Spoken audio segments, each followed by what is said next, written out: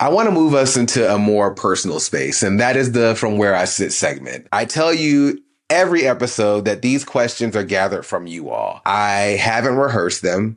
I actually have not looked at them at all. I answer on the spot, and I try to just be as honest as I can from where I sit. The producers have asked me countless times to read them, but I refuse. But I will try to be brief because that's what they asked me to do, and we don't have that much time. And so without further ado, here we go. The first question, let's see, from where I sit. What's been the biggest financial mistake you've made?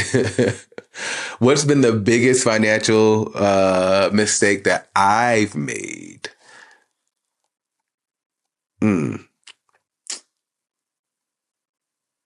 Quick response. I'm supposed to answer this quickly, right?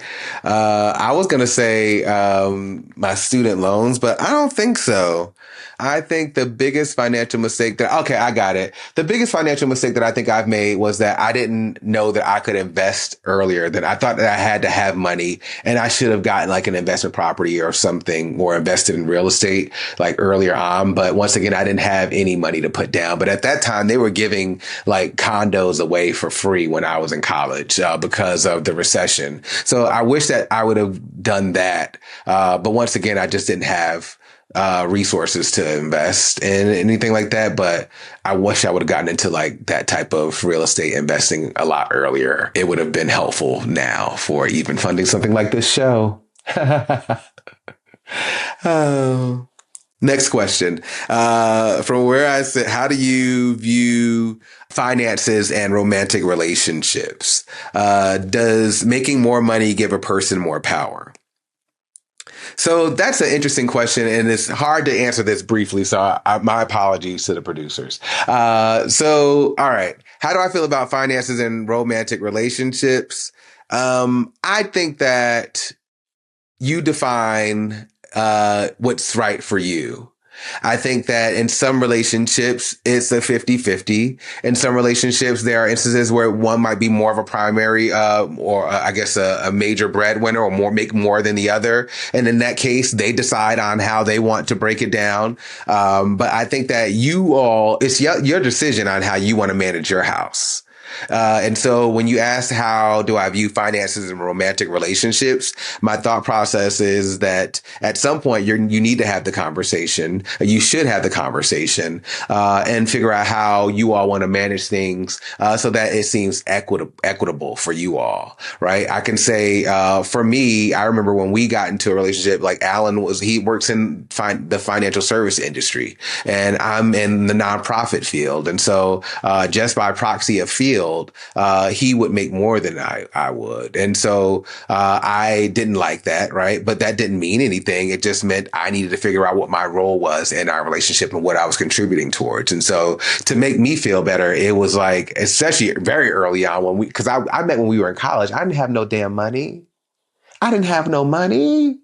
So I was just like, look, I'll pay the cell phone bill. Okay. And at the time we were on, I think maybe either Sprint or T-Mobile. So it was a cheaper plan. I was upset when we went to Verizon, but I love my Verizon service now. I've had Verizon for years. I just want to, not that I have anything against anybody else, but needless to say, you decide that. You define what finances and your romantic relationship looks like. And I do think that somebody making more money, does it give them more power? If you let them have it, if that's how you value you and yourself and them, then I guess it does. But not for me. But once again, I think it's a case by case scenario. So I can tell you not for me. Now for you, if you value coin, then maybe it does.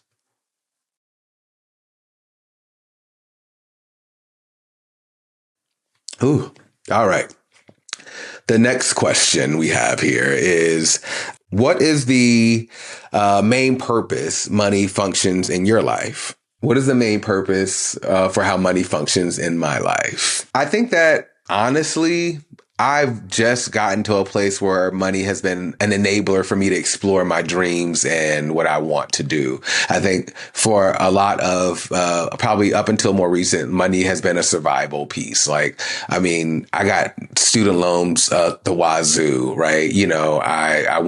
I got 3 degrees. And so those degrees cost money. And, I have a child, I have a mortgage. I have 2 children, right? We went through surrogacy. And so I think that, for a lot of my life, money, its main purpose has been around functioning to not necessarily survive. Cause I say survive, but I also realize that I am thriving. So I would say it's been to do both. I say that money has been a survival thing, but I'm learning how to thrive with it now. I'm trying to transition into thriving with it. And so that's been its main function. And so henceforth, forevermore, I do hope that it will function as an agent to ensure that I thrive, and that my family thrives, and that we all can thrive. We all, meaning the community.